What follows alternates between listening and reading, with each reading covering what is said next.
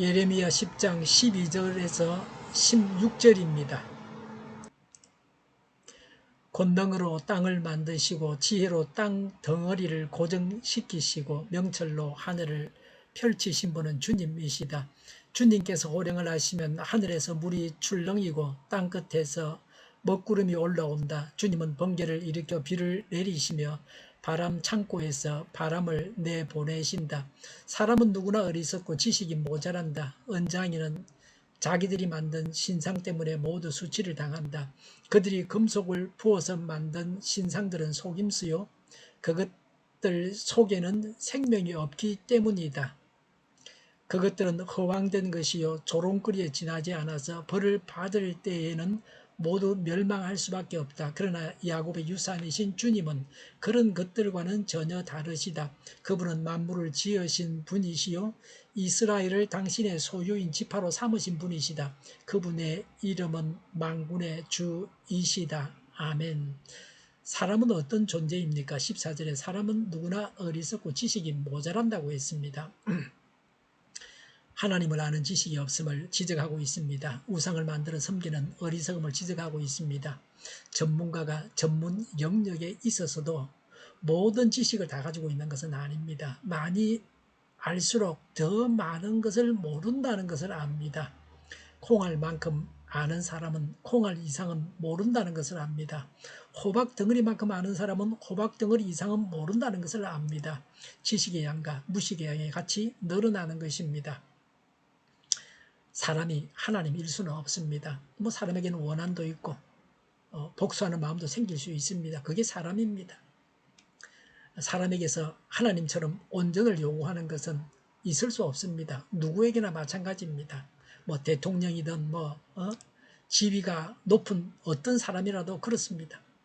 14절에 언장이는 자기들이 만든 신상 때문에 모든 수치를 당한다. 그들이 금속을 부어서 만든 신상들은 속임수요 그것들 속에는 생명이 없기 때문이다라고 했습니다. 스스로 지혜가 있다고 우상을 만들어 숭배합니다. 그러나 하나님께서 심판하실 때에 우상 숭배자들을 보호하지 못합니다. 우상은 속임수요 생명이 없습니다. 우상을 만든 것이 죄입니다. 우상은 어떤 존재입니까? 우상 숭배의 허구성을 드러내고 있습니다. 15절에 그것들은 허황된 것이요 조롱거리에 지나지 않아서 벌을 받을 때에는 모두 멸망할 수밖에 없다고 했습니다. 우상을 세 가지로 간결하게 설명하고 있습니다. 첫 번째, 우상은 헛것입니다. 무가치한 겁니다. 사람이 나무나 금속으로 만든 생명력이 없는 지극히 허무한 것입니다. 두 번째, 우상은 조롱거리입니다. 우상은 인본주의적인 사고로 만든 것입니다. 사람의 생각대로 만드는 우상입니다. 하나님의 거룩하신 영광을 썩어질 피조물의 형상으로 만드는 망령된 행동입니다. 세 번째는 하나님께서 심판하실 때에 우상은 멸망하게 됩니다. 우상은 하나님과 결코 함께할 수 없습니다. 하나님은 어떤 분이십니까? 12절에 권능으로 땅을 만드시고 16절에 그분은 만물을 지으신 분이시오라고 했습니다. 창조주 하나님이십니다. 하나님의 권능으로 우주를 만드셨습니다. 12절에 지혜로 땅덩어리를 고정시키시고 명철로 하늘을 펼치신 분은 주님이시다라고 했습니다. 지혜와 명철로 우주를 신비롭게 만드셨습니다. 13절에 주님께서 호령하시면 하늘에서 물이 출렁이고 땅끝에서 먹구름이 올라온다. 주님은 번개를 일으켜 비가 내리시며 바람 창고에서 바람을 내보내신다고 했습니다. 하나님은 자연을 다스리십니다. 하나님은 우주를 통치하십니다. 하나님의 주권을 강조하고 있습니다. 16절에 그러나 야곱의 유산이신 주님은 그랬습니다. 하나님은 야곱의 유산이십니다. 하나님은 우리 믿는 자들의 유산이십니다. 우리는 하나님만으로도 풍부한 유산을 가지고 있습니다. 하나님이 가장 큰 유산입니다. 하나님 안에 우리 안에 계신 하나님이 우리의 유산이십니다. 우리가 믿는 하나님이 우리의 유산이십니다. 억만장자, 세계 제일 부자라고 해도 아무것도 가지지 못한 가난한 그리스도인과 비교할 때에 비교가 되지 않을 만큼 우리는 많은 것을 가지고 있습니다. 예수도 믿고 돈도 많다 그래도 돈이 하나도 없는 사람이나 그렇게 큰 차이가 없습니다. 하나님이 너무나 크신 분이시기 때문에 그렇습니다. 16절에 이스라엘을 당신의 소유인 지파로 삼으신 분이시다라고 있습니다. 이스라엘을 하나님의 소유로 삼으셨습니다. 우리를 하나님의 소유로 삼으셨습니다. 하나님과 이스라엘의 관계가 매우 친밀하고 아름답습니다.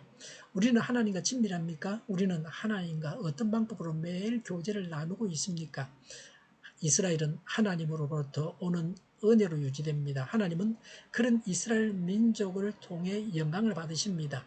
이스라엘 민족에 대한 하나님의 관심과 보호와 사랑은 남다를 수밖에 없었습니다. 따라서 이스라엘 민족은 이런 하나님의 은혜와 사랑에 감사해야 합니다. 하나님의 말씀에 전적으로 순종해야 합니다. 하나님의 백성으로서 거룩한 삶을 통해 하나님께 영광을 돌리는 것이 마땅합니다. 하나님은 우주 만물의 창조자시요 통치자시요 유다 백성들을 극진히 사랑하십니다. 그런데도 불구하고 유다 백성들은 이런 하나님을 배반했습니다. 우상은 나무나 돌 또는 쇠붙이에 불과합니다. 이런 허무한 우상을 숭배하면서 두려워하고 있습니다. 그러니 얼마나 배은망덕합니까? 얼마나 무지하고 어리석습니까? 16절에 주님은 그런 것들과는 전혀 다르시다라고 했습니다. 하나님은 우상과는 다른 분이십니다. 하나님은 질적으로 우상과는 완전히 다른 분이십니다. 어떤 면에서도 하나님과 우상은 다릅니다. 하나님은 우상과 비교해서 자신에 대해서 말씀하십니다. 그러나 하나님과 우상을 견주어서 이야기하는 것이 잘못되었습니다. 하나님은 겸손하셔서 우상과 자신을 비교해서 말씀하십니다.